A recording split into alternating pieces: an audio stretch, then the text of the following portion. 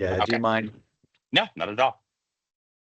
All right, then we can get started. Uh, Greetings, everyone. Thank you for joining the Nurse Hack for Health Pitchathon Innovation Academy in today's session on budget and competitive analysis, led by our partners at Drexel University Close School of Entrepreneurship in Philadelphia. We have Professor Robert Laurier here with us today to provide some amazing insights into a key component of your Pitchathon application, which is a requirement for the application itself. And we hope you enjoy this offering provided by Professor Laurier. And I will turn it over to you, Rob, please. Okay, thanks, Nico. I really appreciate it. And thank you all for joining me today. Nico, just to confirm time, about 40 minutes or so, 45? That's perfect. Okay, great. Good afternoon, everyone. Thanks for joining me. I am uh, on the video with you from Cape May County, New Jersey. I'm down in Wildwood Crest, where I spend some of my summers. I am a professor at Drexel University, where I teach at the Close School of Entrepreneurship in conjunction with the LeBeau College of Business. This course that we're going to be talking about today would sit within our venture finance department or venture finance coursework. So, venture meaning a new venture, a new business, and finance is how to fund it. So, the what I thought we would do today is something a little different. Usually, I take you through a little sleepy presentation on how to think about budgeting and how to think about finance. But today I thought we would use a case. It's a case study that I actually made up from a conversation that I just had yesterday. In addition to being a university professor, I am also an ocean lifeguard. I am a first responder down on the beaches in Wildwood Crest. And I sit next to a nurse all day, every day, when I'm on the beach, and he is thinking about starting his own business. So this is inspired from that business. So I want to just take something off the table for everyone. Nobody here has to become an entrepreneur today. That's not what this is. If you never start a business in your life, that is absolutely fine. Because what this really is something else. Over the next 40 minutes or so, I'm not going to teach you any new skills. I'm going to give you vocabulary for something that you already do. So we're going to build this business over 4 acts, which is the next slide, Nico, if you wouldn't mind. So I want you to think about these 4 components, these four acts of this 40-minute play that we're going to take you through. The first is the founder. So that's the person who's going to be starting the business. The next is the competition. So who is she going to be competing against? The budget, how does she afford it? And then a playbook that we can essentially take from no matter what you end up doing in terms of your business that you're going to be putting forward for this particular pitch contest. But it could be for a food truck, it could be an Etsy shop, whatever you've been quietly thinking about. I really want you to, think through what you've been doing and then use this as a framework for whatever you decide to pitch with as you go into the contest. So, I actually wanted to start with you all real quick. I know you've got this chat feature, so let's try to test it real quick. If you can get ready to type something, I'm just going to ask you a couple quick questions. The first question, all you need to do is type a yes if you have ever been paid for something that wasn't a W-2 job. And babysitting counts, selling on Poshmark counts, cake decorating, dog sitting, it doesn't matter. Have you ever been paid for something that is not a W-2 employee? And I'll wait a few seconds. Lots of yeses. Lots of yeses. Good. I figured as much, right? We all had jobs before we became working professionals. So the next question, so as you're getting those yeses in, and only if you said yes to the first, you're gonna type still yes, STILL, still, if you ever set your own price for it. So when you were babysitting, when you were selling on Etsy, still yes. Did you set your own price for that particular?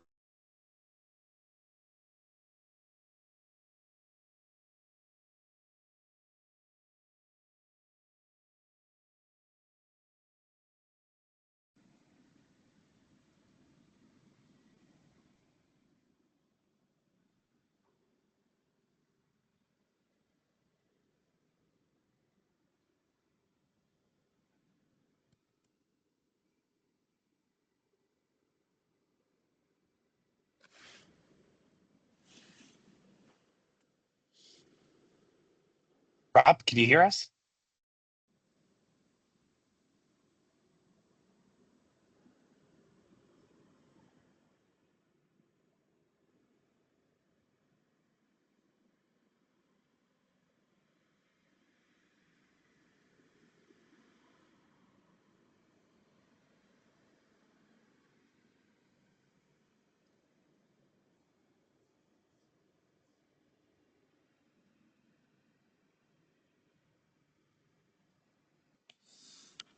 All right, looks like we had a technical difficulty here with Rob presenting, so please just bear with us one moment as we readmit him.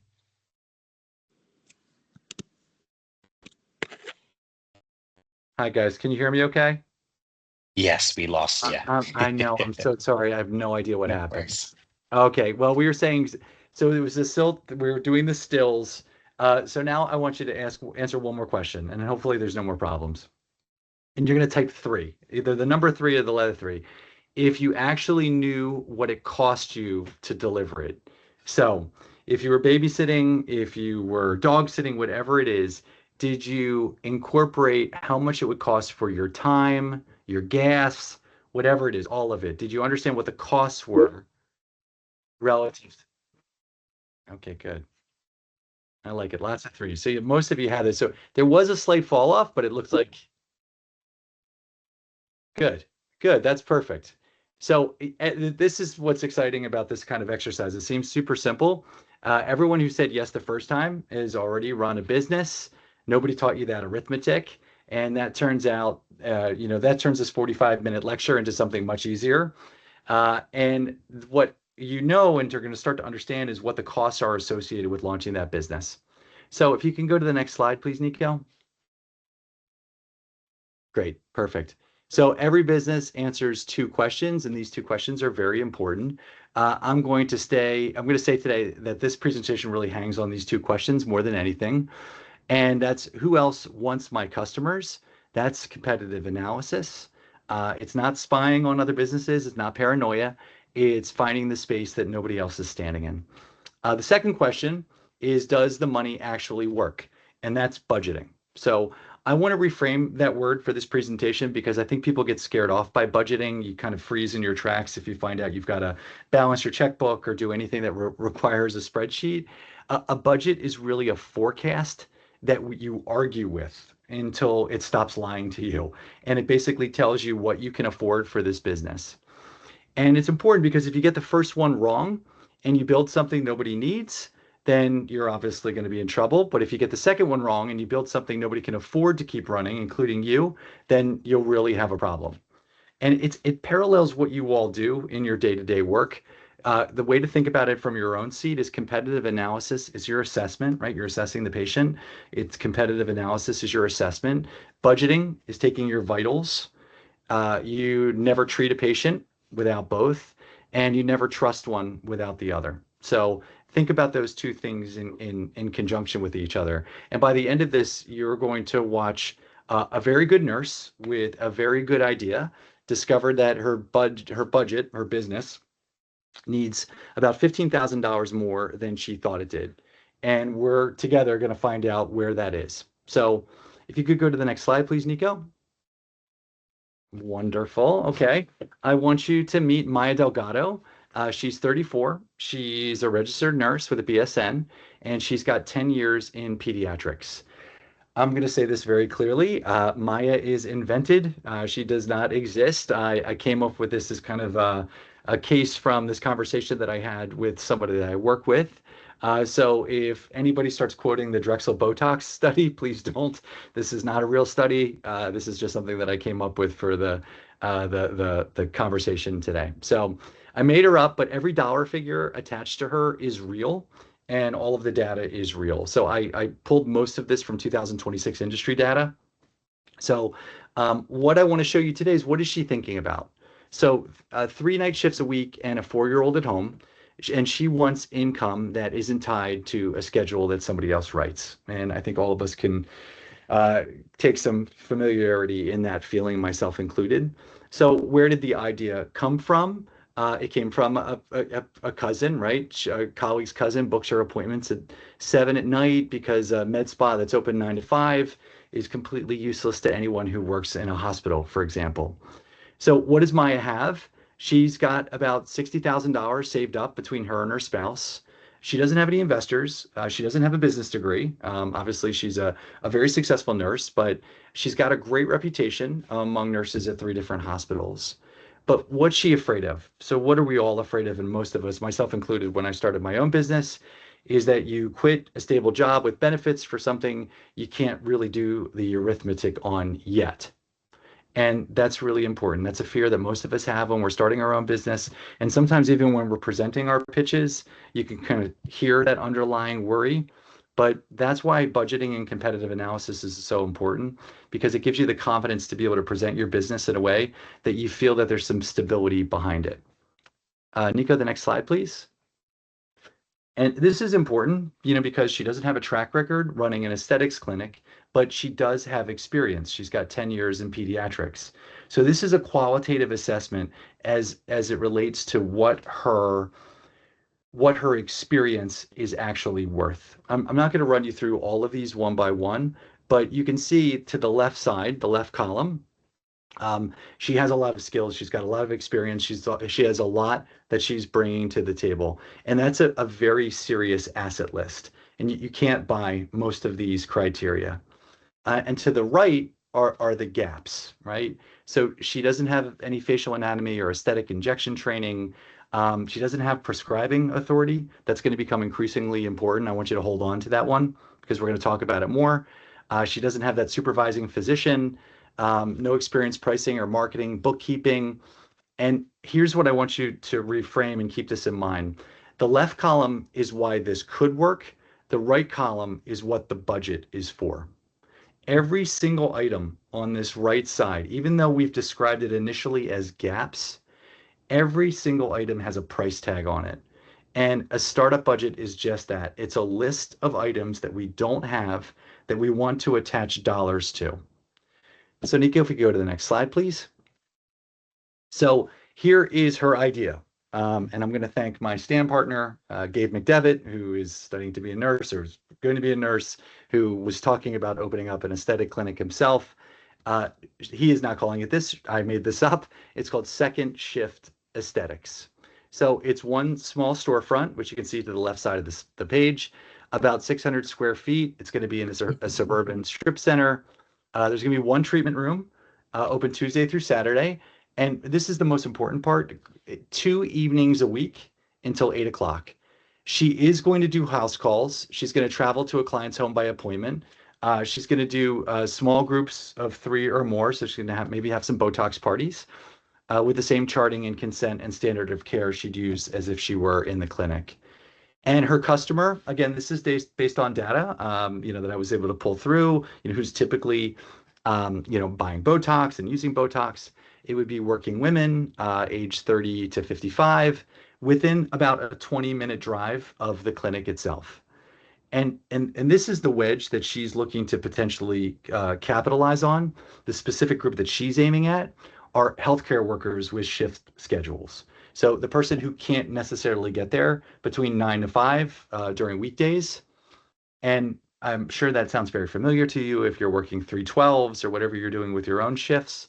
Her bet is that the people who need evening and at-home appointments are those people that she works with and that she knows very well, and nobody is selling to them. So we're going to hold off on the house calls for now, and we're going to talk about what we need to understand before we start this business. So if you could go to the next slide, please, Nico. So I'm sure many of you are already familiar with this, but I'll just say again, before we get anywhere near a budget, we've got to stop here because there is a step that a lot of people tend to skip, and that's not the service that we're worried about. This isn't a service necessarily; it's a prescription drug. So Botox is a prescription medication. Somebody with prescribing authority has to order it for a specific patient, and an RN is not necessarily that somebody. So in most states, a prescriber, either a physician, a nurse practitioner, or a PA has to examine the patient before treatment, and that's called a good faith exam. And a standing order doesn't replace it. So The RN injects under delegation. So here in New Jersey, where I'm sitting, and when we were talking about this yesterday, an RN can administer certain aesthetic injections, but only under a detailed physician-signed protocol with supervision requirements attached to it. And the fourth item here, ownership is a separate question. So who is allowed to own the practice is a completely separate question. And again, these are all important details that this particular person would want to uncover before they start to set the budget forward. Here in the state of New Jersey and a number of other states, ownership of a medical practice is restricted to licensed physicians. So that's called the corporate practice of medicine doctrine. And then the fifth and the last thing, location, is another question again. So whether you're allowed to treat is a separate question. Some states restrict injectables to a licensed facility. House calls are legal in many places, prohibited in others. So that's a question that we would want to address before we sign any leases. And I know a lot of people in this room already understand this, so I'm not also saying here anything here is legal advice. Every state's different. The rules are different depending where you are. But I wanted to make sure that we had a good example. So when we set forward and start to think about competitive analysis and budget, there's something familiar that you would all be able to resonate with. So regulation is not a footnote for this particular business. It's a business model. It's Maya's business model. So she can't just open this alone. She's going to need some assets to go along with her. And as I mentioned before, that budget is going to come with a price for all of these things. So next slide, please, Nico. Nico. All right, a little interaction as well. Let's take a breath. Let's read these three things. Let's kind of try to make this official. These are two truths and a lie. One of these three is false. So I'm going to launch a poll. You can just reply in the chat. One of these three is false. The first one is a registered nurse can inject neuromodulators in many states as long as a prescriber has examined the patient and signed a protocol. B, because it's cosmetic and not medical, a licensed esthetician can inject in most states. C, in several states, the clinical business itself must be owned by a licensed physician, even if a nurse founded it and ran it. So take a second. Which one of these is the lie? Which one of these is false? Yeah, good. I see some B's coming in. Nico, sitting comfortably in Portugal, answered B as well. Very good. Okay, that's right. B is a lie. So estheticians can't inject neuromodulators in any U.S. state. Injecting a prescription drug is the practice of medicine or nursing, right? And no state has extended the authority to estheticians. So they can assist, but they can't inject. So here's why we care about this commercially. And this is our bridge into competitive analysis. Some of Maya's cheapest competitors are cheap precisely because they're cutting that legal corner. So when you build out a competitive grid, no matter what your business is, and we're going to do it with this particular business, remember that price is not the only column. Compliance is a column too. Are we running our business according to law, regulation, policies of the state, of the industry in which we're operating? And a non-compliant competitor is a temporary competitor. So that's important when we're thinking about building our business. We don't want to cut corners because we know some competitors who are cutting corners and we don't want to be in that same camp. All right. Nico, I'm talking a lot. I'm going to take a breath while Nico goes to the sorry, this is Act 2. So who else wants my customers, right? This is the competitive analysis. Nico, you can go ahead. Thank you. I'm going to do a quick time check too. Okay, good. We're doing well. All right. I wanted to find competitive analysis for all of you because when you think about competitive analysis, you tend to think to look at everything and everyone, but that's not always the case. Competitive analysis is a structured look at everyone competing for the same dollar, the same hour of your customer's life. So that ends in a decision about what you're going to do differently than your competitors. What it's not is just, us just trying to figure out who else is doing this and kind of putting together this laundry list. So written down, it allows us to think about, names of our competitors, prices, hours, wait times. We're going to focus on our customers' alternatives, not our alternatives, but our customers' alternatives. And we're going to think about our own test when we're putting this together. If our analysis doesn't change our price, if it doesn't change our hours, if it doesn't change our location, if it doesn't change our message, then potentially it's not done.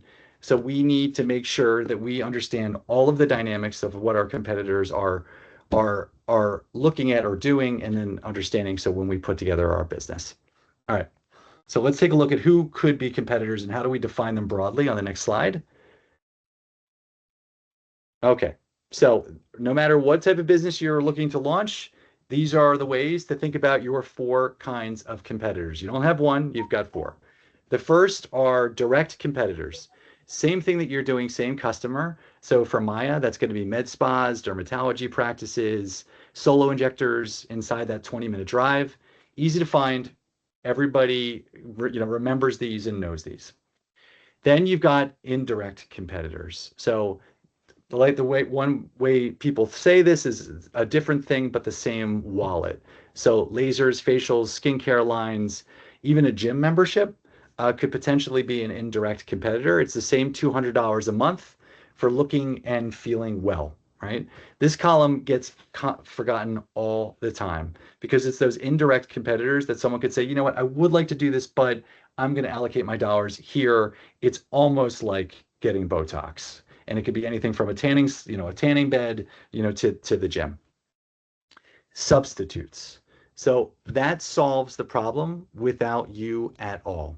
So prescription retinoids, at-home devices, makeup, filters on a phone, even products that people buy online, those cheap, really fast growing, kind of in everybody's Instagram feed type of products. And then the last type of competitor are the people that don't do anything, right? And this is actually the quiet market leader, is what I call it. Most people who consider a treatment like this never book anything at all, and inertia wins more often than any rival does. So, what I always like to say here is that the couch has more market share than any of your competitors in almost every industry. So if you miss those last two columns, you're going to price against the wrong enemy and then wonder why a cheaper competitor didn't take your customers, but a bottle of retinol did. So remember these four competitive segments when you're putting together your pitches, because it's going to be showing and demonstrating to whoever's evaluating your business that you understand where all the risks are in terms of how and why and when you're going to be able to win clients, and then what the competitive landscape looks like. Okay, so let's go to the next slide, please. All right. So how to run one in the afternoon for free. All right. So this is kind of a how-to. You can screenshot this if you want to. So the first step is draw the boundary. So we're thinking about Maya's business. So we're going to decide the geography and the customer before we list a single name. So every med spa in America is not a market, but injectables within a 20-minute drive of this intersection is a market. So then we're going to build the list of where customers actually look, not where you look, but where they look. So Google Maps, Google reviews, Instagram and TikTok locations, Yelp, Groupon, your state's licensing lookup, and the actual phrase real people type, which is Botox near me.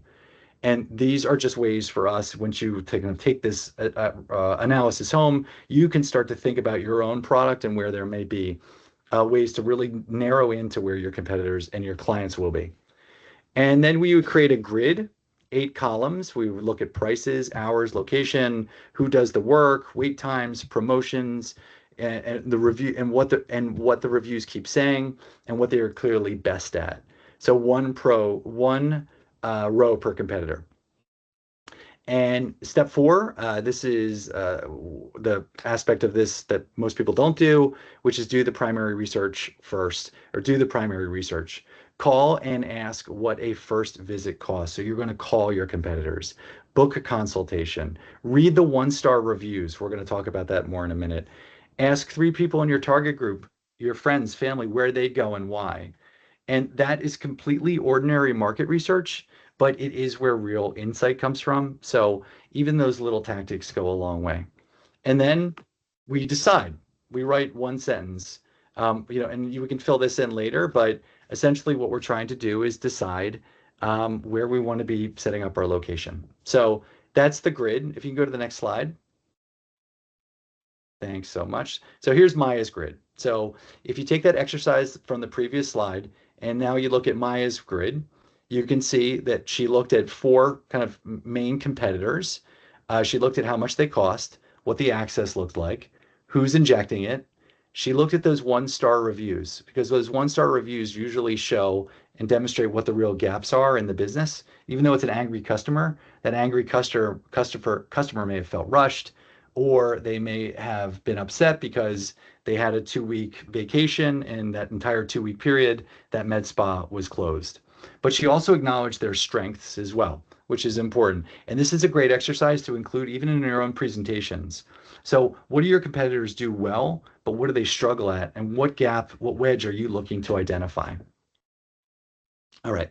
Let's see here. Let's go to the next slide. Just thinking about time here. Okay, great. I was kind of harping on this the last couple of slides. I want to spend a minute here on the best free research tool, in my opinion, that exists and that you can use anytime that you're doing this, and that's the one-star reviews. Some of you may do this already. I'm obsessed with one-star reviews. I'll tend to go right to the bottom and see what's wrong with the product before I buy it. 5-star reviews usually describe the product. 1-star reviews usually describe the promise that got broken. And that gap is the business. And that's the gap that Maya has identified for her particular business. So they name the thing that customers will normally not say to your face. And that's what Maya did with hers. So all of those complaints can ultimately create a business for you that might fill some needs, whether it's a product or in this case, a clinic. All right, let's go to the next slide. All right, so this is a positioning map. So this is where Maya sees her business in terms of, easy to access clinics, more difficult to access, and then pricing, the higher prices and the lower prices. She wants to kind of she wants to be a little bit easier to access and kind of priced a little bit higher, but right in the middle. So there's two axes, prices across the bottom, ease of access up the side, those 5 dots. Dermatology is, as you all know, it's expensive. It's hard to get into. So the chain can be, in some cases difficult, but um, there's a hole, and that's the hole that Maya is looking to fill. And her positioning in one sentence, which I put here, which is important for you as well. This is almost like your philosophy statement. So when you think about your business, like what are you trying to address? And for this particular business, it's working women who can't take a weekday afternoon off. Second shift is the only nurse-led injectable practice that comes to your schedule, evening, Saturdays, or your kitchen table with the same injector every single time. What does it not say? And I wrote that down on the slide. It does not say that it's the cheapest. So she is deliberately not the low price dot because competing on price alone against a chain with better purchasing power is a fight that she's likely going to lose. So you want to be honest with your business or your product, whatever it is. Empty space is not automatically the opportunity. And that's where this particular, company is trying to address. It's basically trying to work within people's schedules, not necessarily at the lowest price point, but with the most convenience and hopefully with the best service. All right. Next slide, please. All right. Let's do this really quick. So this is just going to be something we're going to do this for a minute and a half, just 90 seconds. Um, in 90 seconds, this is quiet. Nobody's going to be talking, including me. I want you to pick anything you'd like to sell. Anything. Think about anything. Just do it right now. And it doesn't need to be the best idea in the world. It could be a service, a product, a side hustle. You may already have it, real or completely invented. Don't overthink it. Just, 10 seconds. What do you want to do? I did this to a high school senior the other day, again on the lifeguard stand. He plays football. I asked him what's the biggest problem he has when he plays football, and he says he gets hot. his helmet gets too hot. So he would love it if a company came out with a product that had some kind of cooling system in his helmet. So that's what he did. So think about a problem at your work. Now in your head or on a piece of paper, if you've got one, think about a competitor um, in those four boxes that we talked about before. So who's your direct competitor? If you were going to offer that helmet cooling service, who's your direct competitor? Who else is going to be competing? So for that particular kid, the direct competitor would be a producer of a helmet, like Riddell is one of the biggest ones. Who's an indirect competitor? Well, a skull cap, right? You could put water on a skull cap, you could put it under your helmet, and even though that's not technically cooling the helmet itself, it's still cooling your head. That's an indirect competitor. A substitute, right? You know what? I don't even need anything on my head. I just need to buy a fan. And then the do nothing. You know what? I'm gonna keep playing football, but I'm just gonna be hot. And the hardest one is hardest to compete with. But I want you to start even just quickly thinking about what that looks like. And then, you can say to yourself, all right, this is something that I think I could put together based on these four competitive, uh, uh, uh, these types of competitors. All right, just give it a second. There's no assignments, there's no homework, nothing's getting graded. I just want you to think a little bit while you're getting presented to, just so if you have an idea, it might be something that you would want to start framing out and thinking a little bit more analytically about what types of competitors you might be going up against. Okay. Next slide, please, Nico. All right, great. Okay, so what people get wrong when they're doing this, um, a lot of time, what people tend to do is they over obsess about their rivals and they don't think about their customers. So a competitor's website tells you what they wish were true. Their customers tell you what actually is. Um, Second, listing without concluding. A tidy grid with no decision at the bottom is the homework, not the strategy. So you really want to have a strategy as to how you're going to be doing this. Again, those substitutes and do nothing, you don't want to ignore them. And then matching the leaders' prices. This one is a skill that tends to kill a lot of small businesses. That chain can charge that a chain can charge $11 a unit because they buy in volume. You'll never touch that in 1 year. So if you match their price, you're not competing, you're volunteering. And then doing it once. Competitors open, they raise prices, they close constantly. 90 minutes on the calendar every quarter to do this type of competitive analysis is very important. So it pays its worth in maintenance cost. All right.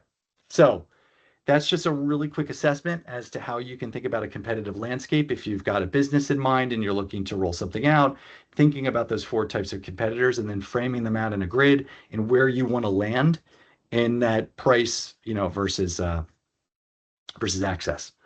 Okay. Nico, next slide.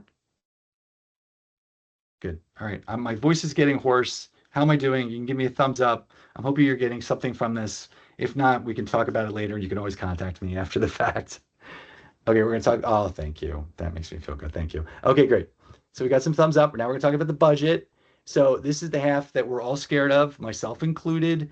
But here's the good news, and I say this too, at the university level, is it relates to venture capital and venture finance. It really is fourth grade arithmetic. I've got a fourth grader at home, and I find that when I'm helping her with her math, it's the same lessons that I'm teaching in my venture capital courses. So it's very straightforward. So every budget in the world is essentially three buckets and one question. Okay. The three buckets, bucket one is that one-time cost, what it takes to open the doors. So the build out, your equipment, your software, your legal setup, your branding, you pay it once and hopefully it never comes back again. So that's a one-time cost. The second bucket, which is very important, are your fixed costs. And that's what it costs whether or not a single person ever books an appointment at your clinic, right? That's your rent, your insurance, that medical director that we're going to need, and your own pay. We want to make sure that we get paid in this endeavor. So this number is your monthly opponent. So this is a fixed cost, so we're always making sure that we are hopefully earning enough to be able to meet our fixed costs. The variable costs are what each appointment are going to cost us. So that's the product, the card processing, travel. It tends to rise. It rises with sales, which is a good problem to have. But it still varies, and you need to keep track of it as you're thinking about your budget. And then the one question, which is really the only question, which is how many customers must I serve at what price to cover the fixed bucket? And do I have enough cash to survive until I get there? In venture, we call that the runway. Do I have enough runway to survive for 3 months, 6 months, 9 months, 12 months until I'm earning enough to be able to cover those fixed costs? So, um, I deliberately put your own pay within that fixed bucket because it comes back hard in a couple minutes, which I want to, it's, you are not volunteering your time when you start a business. And I think a lot of us tend to feel that way. Like, oh, I'm doing this, I'm sacrificing time, I'm sacrificing to build this business. Incorporating compensation for yourself is very important and it's a fixed cost. And you want to make sure that you are addressing that early on. What becomes challenging is how much to pay yourself, but we can back into that as we continue to discuss. Okay, let's go to the next slide. All right. You know what? Let's get just in, you know what, what's rather than this is basically, so this is really quickly. I'm just going to take you through this really, really quickly. Um, this is what the price is for this particular clinic, not what the patients pay, but what the practice pays the distributor. So what it's going to be, um, here's the answer. It's about $500 to $600 for a 100 unit vial. If you're a small practice buying at low volumes, that list price is around 650 or so. So the big chains negotiate down more, but it's important to know what those costs are going to be for this particular clinic. And that spread between the price of what you pay and what you charge, it's not the profit necessarily. It's kind of the rent you're paying in order to start this business. It's just important to have in this slide, Nico's going to send you, or in this presentation deck, Nico's going to send you a copy of this, so you can refer back to it. Nico, can you go to the next slide, please? So this is what it's going to cost Maya to open up the doors of this particular clinic. Um, Great, I thank you. You're welcome. This is what it's going to cost her to open the doors of this particular clinic. So it's going to cost about $99,500, give or take. But remember from the beginning of the presentation, she's only got $60,000 in the bank, right? So that gap is what she's going to have to address up front. Now, for you all, it might be a pitch contest, and you know you are, roughly $39,500 short. So you start pitching your idea, your business to pitch contests like this. So hopefully you win some earnings, or you take out a loan, or you bring on a partner, or it's something smaller. Maybe Maya was thinking too big out of the gates. And that's really important because it's going to be good for her to understand and for you all to understand how much you have versus how much the costs are going to be, because we've done the budgeting. We've looked at those one-time costs, we've looked at the fixed costs, we've looked at what we think the variable costs are going to be, and we recognize, and in this case Maya has recognized, that she doesn't have enough money. Okay, that's okay though. We're going to move on to the next slide, slide 22. So this is what it's going to cost before a single patient walks in, right? So before she sells anything at all, give or take, even paying herself, which I did put in here, um, this is where, it's going to be important for her to understand how much she's going to have to actually essentially earn every month in order to afford all of those costs. So what happens often is that a lot of times budgets can look actually profitable pretty quickly. Like, I know if I get 30 people in the door, I'm going to be able to sell this many vials and I'm going to do this many injections. And before I know it, I'm going to be, making all of this money and it's going to be very successful. But we tend to miss what some of those variable costs are during this type of analysis. So it will allow us to understand what is going to be profitable and what isn't over the course of a month or a year. So this is what we need to understand before even a single patient walks in. And again, you'll have this to refer to. So if any of you are thinking about starting your own clinic, I hope this is a help for you. Okay, next slide, please, Nico. All right, this is going to be, we don't need to do this one either, Nico. This is more for their reference. You can go on to the next slide. This is next slide, please. Okay, cool. This is so again, this kind of breaks out step by step what the arithmetic says about her idea. So I mentioned this in the very beginning of the presentation. Remember I told you about those house calls? That's actually what she was most excited about. So in the clinic, 30 minutes door to door, $560 in 272 out, 288 of contribution. So that works out to be about $9.60 a minute. So that's what the cost is per minute at a client's home. 25 minutes of driving each way, 45 minutes on site, 95 minutes door to door. She charges $150 travel fee. So $710 comes in, costs her $290 with mileage, contribution is $420, and that's more money per appointment. But per minute, $4.42. That's less than half. So the house call earns more per appointment and less per hour. So even with the travel fee, it's worth about half as much per minute of Maya's life. And the honest conclusion for her is going to be don't drop it. This is how we win customers, not how we make money. So maybe what she does after doing this type of assessment, coming to, a relatively granular conclusion that even though the price of that appointment at home top line looks like she's making more money, in fact, what she's earning per minute is lower what she'd be earning at the clinic. So instead of doing 2 nights a week, doing at-home visits, maybe she would want to cut that down to one. So she can use this more for marketing to get people into the clinic. And then that would allow her to be able to convert those customers into clinic regulars.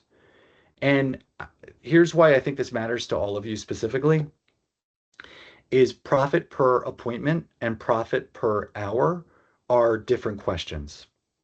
And your time is the one resource you can never buy more of. So a calendar packed with low per hour work is exactly how people burn out while breaking even.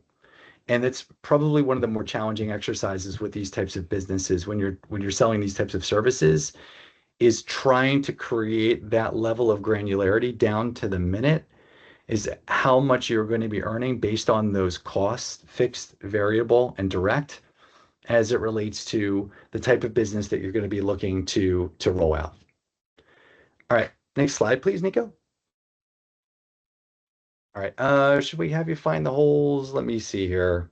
You know what? Why don't we go, rather than have, this will be one you can look at. This is going to be her napkin budget. So, you know what? Give it a read. What time is it? How are we doing? 12:48. Yep. Let's give this a read for 1 minute until about 12:49. And let's go through it really quickly. So this is her first budget, right? And while you're reading it, I'll give you a little context. So this is what she actually wrote down on a napkin before she knew any of what we just went through, right? So it's obviously very hopeful. So the product cost me about 55 a unit, and I'm going to charge $14. She's going to get a 61% margin. So that's great, right? So charge 14 bucks, only have to buy it for 550. I can do 8 patients a day, 20 days a month. That's 160 appointments at $560 each. It's again pretty great. 160 times 56 is what is it here? $89,600 a month, right? Minus rent and a few supplies. I'm feeling really good. I'm going to be making six figures by the summer, right? So what we're going to look at before we flip to the next slide is spend another minute, over the next, till about 12:51 or so, finding 6 things that are just based on what we learned before that are wrong with this napkin budget, right? This napkin framework. What are some of the things that are missing that she should be thinking about right out of the gate even when you're doing this napkin assessment or you're putting together your pitch deck.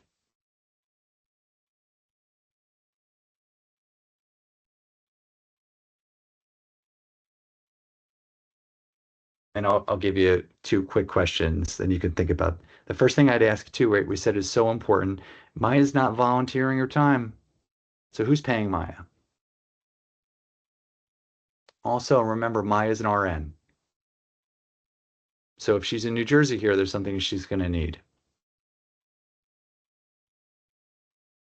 So these numbers that she put on this napkin, and this is where these kind of back of the napkin budgets can get a little bit dangerous. They're technically true, but usually they're missing a lot of things. And that's what these exercises are really for. When you're thinking about competitive analysis and budgeting. Nico, next slide. This is what she forgot, right? So she forgot to pay herself. She confused revenue with product with profit, right? So that $89,600 collected, it's not earned. She didn't subtract any of her fixed costs. And that's important, right? So you want to make sure that you understand what those costs are because that's what's going to be coming out of what you're earning. She forgot that medical director, which I'd asked you about. She assumed a full calendar on day one. That's really unlikely. That's why a lot of restaurants fail. And then the other thing too, which you'll all be talking to an accountant at some point if you have a business, is she left out the taxes entirely. All right. Next slide, please. All right, you can go to the next one, Nico. Okay, great. So this is where am I? Just want to make sure I've got. Yeah, perfect. Okay. So this is what this presentation used to look like is you're thinking about the kind of your income statement, your balance sheet, and cash flow as a essentially an apple tree. So you may have seen this before if you've been through this process. Three financial statements, three parts of a tree. The fruit is the income statement, so that's the apple. And did this year produce a yield? So that's the revenue minus expenses, and it resets to zero every January. The trunk of the tree is the balance sheet. So it's what you own minus what you owe. And it accumulates ring by ring. And it's what holds the whole thing up as it relates to what you're selling. And then the water is the cash flow. So that's where the money actually went because a tree can be heavy with fruit, but it can still die in a drought. So we need cash flow in order to keep things going. So profit is an opinion about timing. Cash is a fact about today. All right, next slide, please. Wonderful. Okay, so these are 7 rules that survive contact with reality. When you are putting this together, putting your budget together and putting your competitive analysis together, the first is pay yourself in the budget. If the plan only works because you work for free, then the plan doesn't work. So make sure that you are paying yourself, regardless of what you're doing, even if it's so what you're paying yourself, for example, if you are a nurse and you're making $90,000 a year, you're going to be leaving that job, you're going to be taking on doing this new practice, or you're going to be cutting back hours. You could even back into your salary that you were earning before as a proportion of what you would want to earn in this new business. So it could be $30,000, it could be $45,000, half of what you're currently earning, but pay yourself in the budget. 2, underestimate your revenue, overestimate your costs. So be wrong in the direction that doesn't bankrupt you. It's always better to overestimate what things are going to cost. Build a cash flow, not just a budget. The budget tells you if it works. The cash flow tells you if you're surviving it to get there. All of those slides before that we went through very quickly show you how to do that. Model the ramp, so the build up, not just the peak of the business. Add 15% for the unknown. So regardless of what you think it's going to cost, add 15% more because it helps create a buffer. Compare actual to budget every month. The budget you don't check is like a diary entry. So I always say a budget is like a journal. So talk to your budget, dear budget. How are we doing today? And then know your break even by heart. It's the one number that tells you on any given day whether that business is worth opening or whether that product is worth launching. So I always like to say to my students, revenue is vanity, margin is sanity, and cash is reality. Okay. Next slide, please. All right. Let's go. You know what? I'm just trying to see. Next slide, please, Nico. Okay, there we go. So let's look at this. Is going to be the whole thing summarized in the playbook.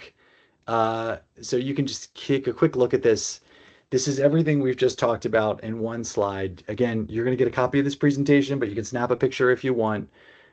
Define the customer and the boundary, list all four kinds of competitors, fill that one grid, read those one-star reviews, write the positioning in one sentence. So whatever your philosophy is, why is this product different? Why is this business different? Why is what you are offering, if it's a software tool, if it's an app, it doesn't matter what makes it different relative to its competitors.